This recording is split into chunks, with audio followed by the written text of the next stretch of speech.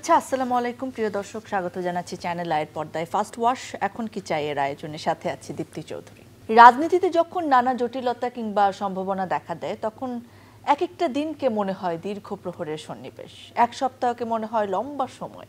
গত বছরে 5 আগস্ট গণ অভ্যুত্থানের পর বাংলাদেশের রাজনীতি প্রতিনিয়ত নতুন মোড় নিচ্ছে। বিশেষ করে গত 4 মাসে রাজনীতির মাঠকে অনেক বেশি জটিল মনে হচ্ছে। সংস্কার ও নির্বাচন প্রশ্নে জুলাই আগস্ট অভ্যুত্থানে অংশগ্রহণকারী রাজনৈতিক শক্তি এখন দ্বিধা বিভক্ত। দিন দিন জটিলতর হচ্ছে রাজনীতির মেরুকরণ। দর্শক, আমাদের আজকের বিষয় রাজনীতির মেরুকরণ।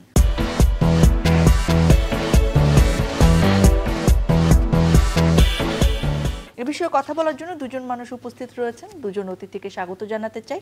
রয়েছেন শিক্ষক, রাজনৈতিক বিশ্লেষক এবং social media influencer doctor Jahidur Rahman.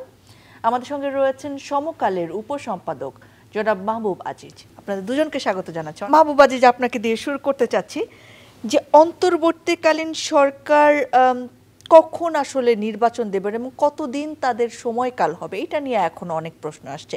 এমনকি অনেকে এখন একথা বলতেও দ্বিধা করছে না যে এই সরকারের ভ্যালিডিটি আসলে কি, এই সরকার কেন এত সময় ধরে থাকবে, প্রয়োজনে তাগিদে এই সরকার হয়েছিল এবং একটা নির্বাচন দিয়ে তার চলে যাওয়া দরকার। যখন এই সরকারের মেয়াদ নিয়ে প্রশ্ন ওঠে, আপনার কি মনে হয় যে গণতন্ত্রে উত্তরণের প্রক্রিয়াকে তখন আসলে বিলম্বিত করার একটা চেষ্টা চলে? না, আসলে একেবারে এত সরল বলে মনে হয় না যে এই সরকার ইচ্ছাকৃতভাবে দেরি করছেন কিংবা নির্বাচন করতে চাচ্ছে না, এরকম আমার কখনোই মনে হয়নি।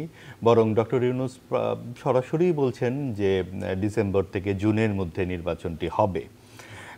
এখন একটি যেন প্রকারের নির্বাচন করাই কিন্তু সমাধান নয়।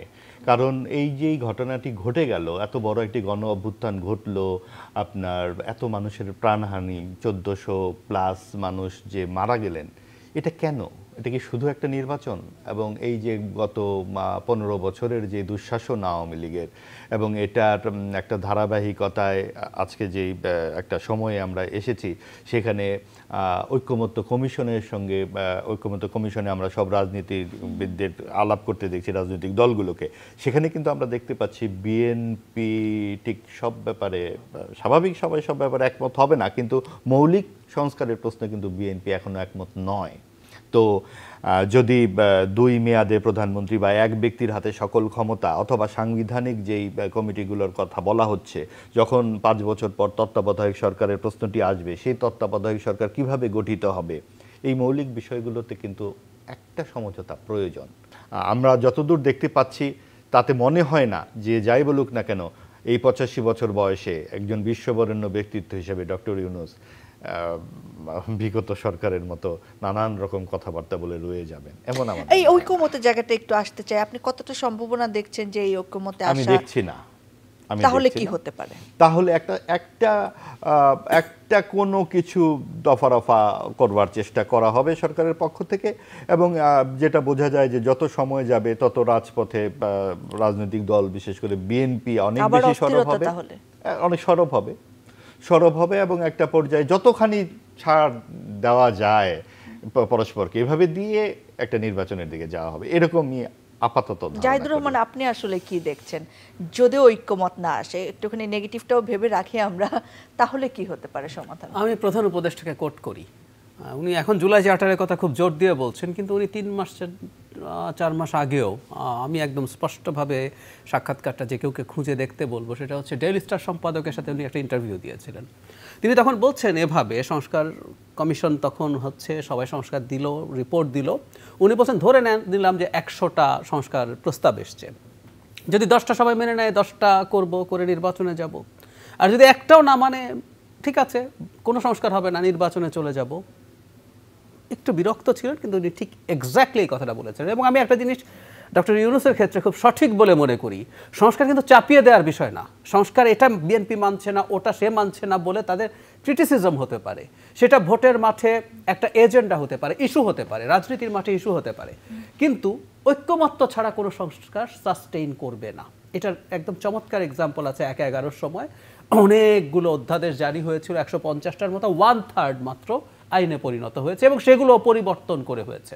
সুতরাং ঐক্যমত্য যদি না হয়, একটা ঐক্যমত্য তো আমাদের অন্তত এখন পর্যন্ত বিএনপি সহ আছে। যদি আমরা বিএনপি অনেক সংস্কার চায় না যতদূর বলছি, তুলনায় দেখব আমি মানে ঐক্যমত্য কমিশনের পক্ষ থেকে যে বক্তব্য হাজির করা হয়েছে, বিএনপি আসলে মৌলিক সংস্কার অনেকগুলোই মেনে নিয়েছে, মৌলিক সংস্কারও, এবং যতগুলো তাদের সামনে আনা হয়েছে দু একটা জায়গা ছাড়া তারা মেনেছে। কিন্তু আমি বলছি যদি আমরা সব কিছু বাদ দেই, তত্ত্বাবধায়ক সরকার, এটা বিএনপির দীর্ঘদিন আন্দোলন করেছে, তারা চাইছে, সবাই চাইছে, এমনকি আওয়ামী লীগও চাইছে। কিছুদিন আগে আমরা জনাব আরাফাতকে দেখছি, তারা বলছেন নির্বাচনে তত্ত্বাবধায়ক সরকারের অধীনে হতে হবে, অথচ তারা আমাদেরকে সংবিধান, কোর্ট টোট অনেক কিছু পড়িয়ে তত্ত্বাবধায়ক সরকারের বিরুদ্ধে অবস্থান নিয়েছিলেন। তার মানে বাংলাদেশে 100% মানুষের মতৈক্য আছে তত্ত্বাবধায়ক সরকারের ক্ষেত্রে। তো সেটা এবং একটা ফেয়ার নির্বাচন প্রতি 5 বছর পর পর হবে। আমি আপনার অনুষ্ঠানে আগে বলেছি, আমি এই কথাটা বলেই যাচ্ছি, বলতে বলতে অনেকে বিরক্ত বোধ করেন শুনতে শুনতে। সেটা হচ্ছে একটা নির্বাচন যদি ফেয়ার, অ্যাকসেপ্টেবল, পার্টিসিপেটরি করা যায় 5 বছর পর পর, যে সংস্কারগুলো এখন আমরা করে উঠতে পারিনি সেই সংস্কার অনেকগুলোই করা যাবে।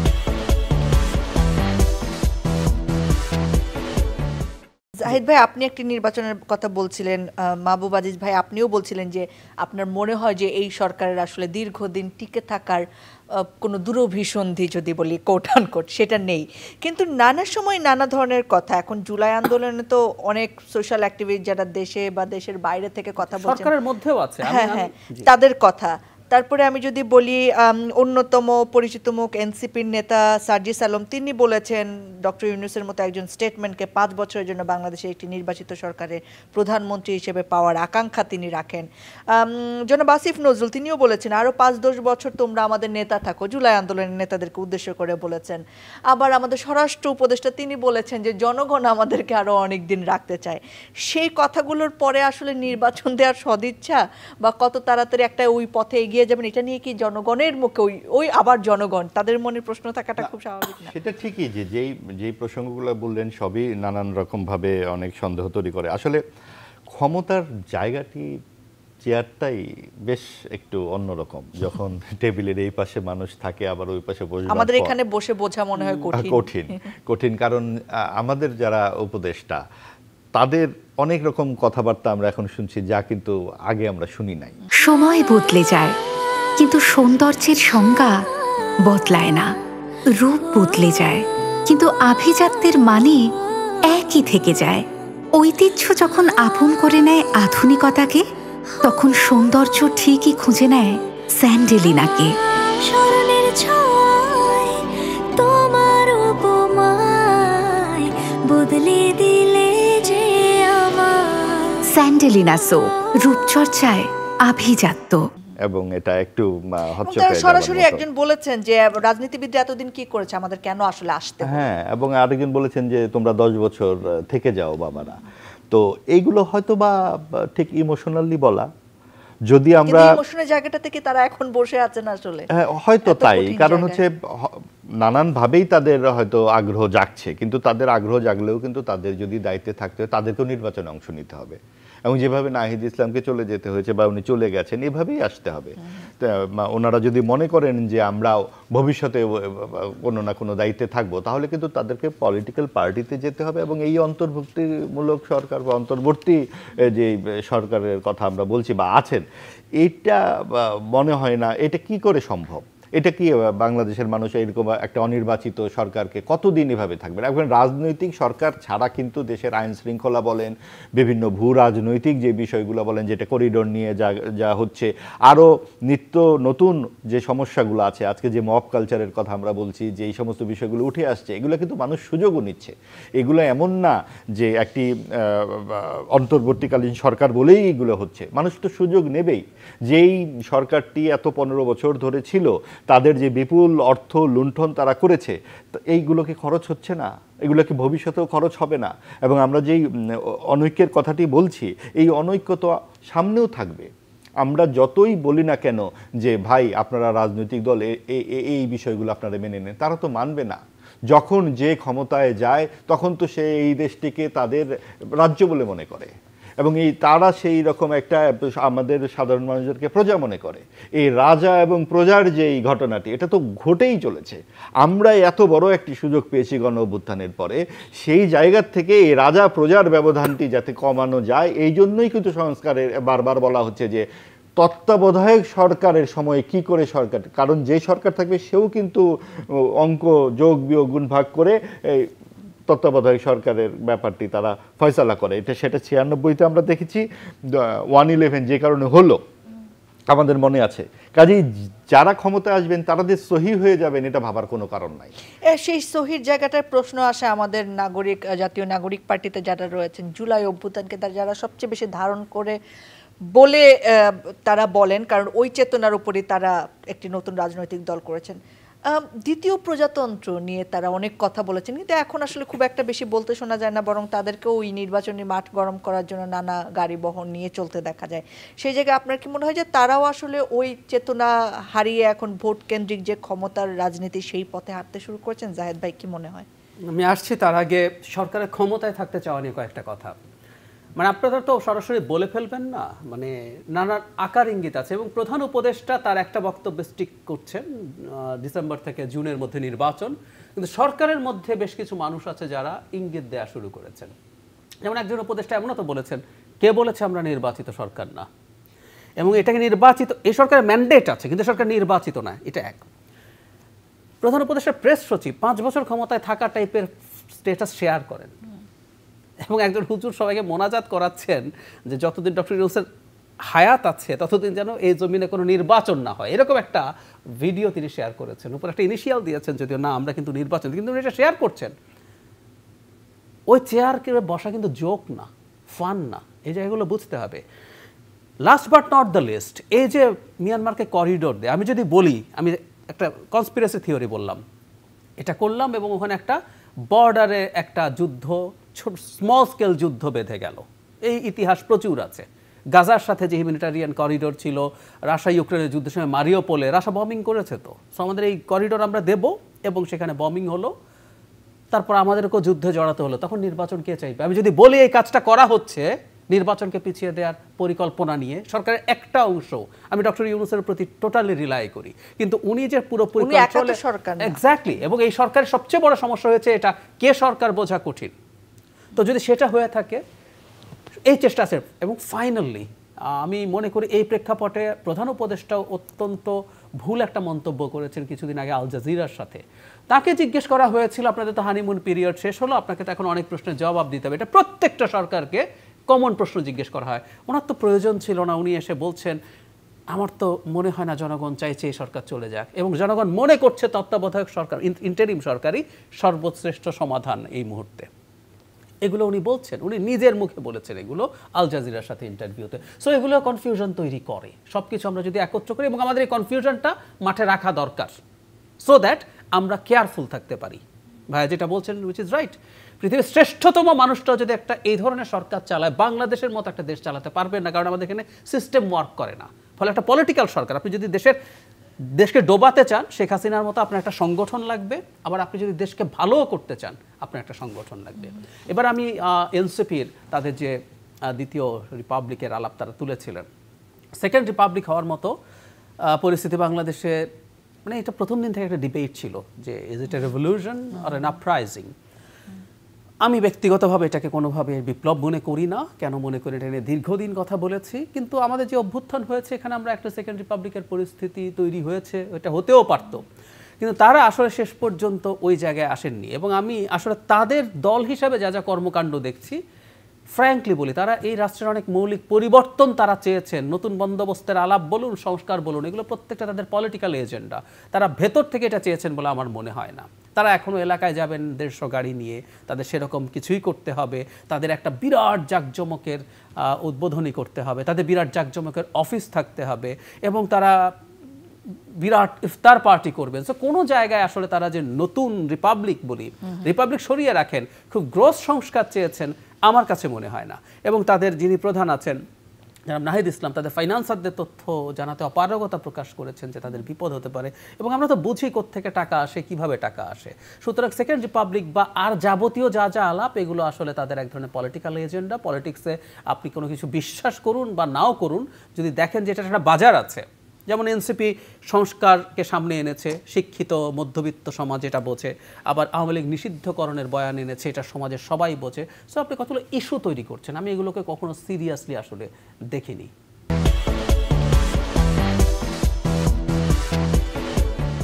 মাহবুব আজিজ ভাই, আপনার কাছে একটুখানি জানতে চাই, আমরা এখন মোটা দাগে আসলে বিএনপি এবং এনসিপি নিয়ে কথা বলেছি, তবে আরও বেশ কিছু ফ্যাক্টরস তো নিশ্চয়ই কাজ করবে। এই দুইটাকে যদি আমি মেরুও করি, তাও তো শক্তিশালী কোন মেরু হবে সেই জায়গায় রাজনৈতিক শক্তিগুলো নিয়ে। যেমন এই 5ই আগস্টের পরে যে ইসলামিক শক্তিগুলো রয়েছে, তারা তো এক ধরনের নতুন করে তাদের উত্থান ঘটেছে। জামাত ইসলাম ও অন্যান্য ইসলামী রাজনৈতিক দলগুলো নির্বাচনের সংস্কার প্রশ্নে আসলে তারা কোন দিকে যেতে পারেন বা কোন দিকে ধাবিত হচ্ছেন বলে আপনার অবজারভেশন বলে? আপনি যেই প্রথম যেই বাক্যটি বললেন যে এখন বিএনপি এবং এনসিপি দুটি মেরু, এখানে একটু যুক্ত করতে চাই। আসলে এত সরল না অঙ্কটা। আপনি 2001 সালের যে নির্বাচন এবং 2008 সালের যে নির্বাচন, সর্বশেষ স্বীকৃত দুটো নির্বাচনে দুটি দল প্রত্যেকেই 40.1 এবং 40.2% ভোট পেয়েছিল। একটা দল বিএনপি এবং একটা দল আওয়ামী লীগ। অর্থাৎ সর্বশেষ স্বীকৃত নির্বাচনেও আওয়ামী লীগের ভোট ছিল 40%। তাদের দুঃশাসন, তাদের অপকর্ম, তাদের একদল তাদের কর্তৃত্বপরায়ণতা ইত্যাদি সব কিছু মনে রেখেও আমি বলতে চাই যে আওয়ামী লীগের ভোট এই 40% থেকে 0%-এ নেমে আসে নাই। এখানে প্রজন্ম পরম্পরায় আওয়ামী লীগ করে, এবং আওয়ামী লীগ একটা বড় ফ্যাক্টর এই যে রাজনৈতিক মেরুকরণের মধ্যে। এখানে আপনার বিএনপি যেমন, এনসিপি যেমন, অন্যদের কথা বললেন, এই কারণেই আওয়ামী লীগের নিষিদ্ধ করার কথা এতবার এনসিপি বলছে বা অন্যরা বলছে, কারণ এই আওয়ামী লীগের ভোটগুলো যাবে কোথায়। এনসিপির ধারণা আওয়ামী লীগ না থাকলে তাদের ভোট আমরা পেয়ে যাব, জামাতের ধারণা আওয়ামী লীগ না থাকলে তাদের ভোট আমরা পেয়ে যাব। কিন্তু আওয়ামী লীগ না থাকলে এই ভোটটা আসলে কোথায় যাবে? এতগুলো ভোট, 3.5 থেকে 4 কোটি মানুষকে দেশ থেকে তো আপনি বের করে দিতে পারবেন না, এবং সবাই গণহত্যাকারী নয়। এইটা একটা বড় ফ্যাক্টর। এবং এই অন্তর্ভুক্তমূলক সমাজ যদি আমরা কথা যেটা বলা হচ্ছে যে এটা সবাই মিলে যদি আমরা একটা রিকনসিলিয়েশনের একটা জায়গায় যেতে চাই, তো সেই জায়গা থেকে শেখ হাসিনা সহ যারা অপরাধী তাদেরকে বিচারের মধ্যে ফেলে আওয়ামী লীগকে কিন্তু নির্বাচনে আনা উচিত বলে আমি মনে করি। কারণ যদি আওয়ামী লীগকে ছাড়া বিএনপিও জিতে যায়, এটা এত বড় একটা শক্তি হিসেবে যাবে, এইসব এনসিপি ওরা নির্বাচনের মাঠে বিএনপির সামনে দাঁড়াতেই পারবে না চূড়ান্ত পর্যায়ে। কারণ নির্বাচন ব্যাপারটা একটু ডিফারেন্ট একটা জিনিস। এখানে সাধারণ মানুষ কিন্তু তাদের বাপ, চাচা, ফুপা অনেক কিছু নিয়ে এলাকার রাজনীতি হয়।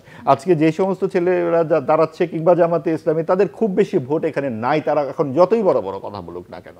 কাজেই তার মানে এই ভয়ে তারা ভোট পাবে না দেখে আমরা আওয়ামী লীগকে নিয়ে আসবো, আওয়ামী লীগকে মাফ করে দিতে হবে, আমি কিন্তু সেই কথা বলছি না। দাগ খেলার মাঠ থেকে আসুক বা স্কুল থেকে, অফিস থেকে আসুক বা বাজার থেকে, কিন্তু দাগ ময়লার ভয় এখন আর নয়। তাই যে কোনো রকম দাগ ময়লাকে দাও ফার্স্ট ওয়াশের last warning. First wash detergent powder, যার এনজাইম সমৃদ্ধ মাল্টি বুস্টার মুহূর্তেই যে কোনো রকম দাগকে দূর করে এবং এর কালার গার্ড কাপড়ের রঙকে রাখে নতুনের মতো ঝকঝকে। তাই আজ শুধু আমি নই, সবাই জানে সাদার আরেক নাম first wash detergent powder. Awami League যা অপরাধ করেছে সব কিছুই করা হোক, আবার অপরাধ করেছে বলে তাহলে অপরাধ করলে তো জামায়াতে ইসলামীর যে গণহত্যার অপরাধ সেটা নিয়ে তো আমরা কোনো কথা বলছি না এখন। তার মানে গণহত্যা তো আওয়ামী লীগও করলো, তাকে আমরা শাস্তি দেব, জামাতকে কেন দিব না? কিন্তু হত্যার যে রাজনীতি আমাদের দেশে চলে এসেছে 72 সাল থেকেই যা শুরু হয়েছে, 75-এর এই নির্মম হত্যাকাণ্ডের কথা আমরা ভুলে গেলে চলবে না। আমাদের 81 সালে জিয়াউর রহমান হত্যাকাণ্ডের শিকার হয়েছেন, তারপরে বড় বড় রাজনৈতিক হত্যাকাণ্ডগুলো আমাদের হয়েছে। 21শে আগস্টের হত্যাকাণ্ডটি অনেক বড় একটি ঘটনা, এবং এইটা যে বিএনপি এবং আওয়ামী লীগের মধ্যে চিরদূরত্বের সর্বশেষ পের একটি মেরে দিয়েছে ওই ঘটনায়। আমি জাহিদ ভাইয়ের কাছে এখানেই জানতে চাচ্ছি, আওয়ামী লীগ আসলে এই নির্বাচনে কিভাবে একটা ফ্যাক্টর হিসেবে কাজ করবে বলে মনে করছেন? আমি আসছি তার আগে, রাজনীতি নিষিদ্ধ করা প্রশ্নে 21শে আগস্ট আর হাসিনাকে মেলানো একদম ভুল তুলনা। 21শে আগস্ট রাষ্ট্রের হামলা যেই করে থাকুক, আওয়ামী লীগের তদন্ত নিয়ে 101টা প্রশ্ন আছে, আমি অ্যানালাইসিস করে দেখাতে পারি। একটা সন্ত্রাসী হামলা আর ক্রাইম অ্যাগেনস্ট হিউম্যানিটি, মানবতা বিরোধী অপরাধ দুটো ভিন্ন জিনিস। ওই হামলা মানবতা বিরোধী অপরাধ না। আপনি 100 জন মানুষকে খুন করতে পারেন, মানবতা বিরোধী অপরাধ নাও হতে পারে। একটা কন্ট্রাক্ট কিলার, তাকে আপনি ইন্টারন্যাশনাল ক্রিমিনাল কোর্টে বিচার করতে পারবেন না। শেখ হাসিনা এবং তার দল মানবতা বিরোধী অপরাধ করেছে, সে কারণে কিন্তু আমরা আইসিসিতে তার বিচার করতে পারবো, ক্রিমিনাল কোর্টে, কারণ এটা আপনার দেশের মানুষের উপরে অপরাধ হয়েছে, কিন্তু এটা মানবতা বিরোধী অপরাধ বলেই এটা ইন্টারন্যাশনাল ক্রাইম ট্রাইব্যুনালে বিচার করা যায়। সো আইসিসিতে বিচার করা যায়, ইন্টারন্যাশনালি বিচার করা যায়। সুতরাং এই দুটো একেবারেই একই না। আওয়ামী লীগকে নিষিদ্ধ করতে যদি চাই আমরা, এরকম অপরাধের কারণে আওয়ামী লীগকে নিষিদ্ধ করা যায়। বিএনপি ওই মাত্রার অপরাধ করেনি। জামাত করেছে, অবশ্যই জামাত করেছে, এবং সময় পার হয়েছে বলে জামাতেরটা ভুলে যাব আমিও সেটা মনে করি না। আমি অনেককে ইদানিং বলতে দেখি, আমি অনেককে এটা বলতে শুনি যে আওয়ামী লীগ কি ক্ষমা চেয়েছে, তাকে আমরা কেন ক্ষমা, তো আমি একই প্রশ্ন আমি করি, কিছুদিন আগেই করেছি, জামাত কি ক্ষমা চেয়েছে? এবং তার অপরাধটা আরো অনেক বেশি গুণে বড়, এতে কোনো সন্দেহ নেই। নাম্বার 2 হচ্ছে আওয়ামী লীগের 3.5-4 কোটি ভোট নাই, এখন আর প্রশ্নই আসে না। এই যে উনি বলছেন যদি আওয়ামী লীগের ভোট থাকতো, আওয়ামী লীগ 3.5-4 কোটি, আওয়ামী লীগ 18 সালে রাতের বেলা সিল মারত না। শেখ হাসিনার কাছে তথ্য আপনার আমার চাইতে অনেক বেশি আছে। গোয়েন্দা সংস্থারা মাঠ জরিপ করে টোরে তাকে রিপোর্ট দিয়েছে। উনি বুঝেছেন দিনের বেলাও কারচুপি করতে পারবেন না, মানে মানুষ এমনভাবে আসবে দিনের বেলাও চুরি করতে পারবেন না, তাই রাতের বেলা ব্যালট বাক্স ভর্তি করেছেন। সমকালেই একটা রিপোর্ট এসছে, আমি স্মরণ করিয়ে দেয় ভাই, তো সমকালের তাদের একটা রিপোর্টে বলেছেন যে তাদের কাছে একটা গোপন একটা প্রতিবেদন আছে একটা গোয়েন্দা সংস্থা, যেখানে বলা হচ্ছে 18 সালে 22টা সিটে জিততে পারে সর্বোচ্চ আওয়ামী লীগ, কিন্তু তারপর আওয়ামী লীগের একটা সিগনিফিক্যান্ট ভোট আছে।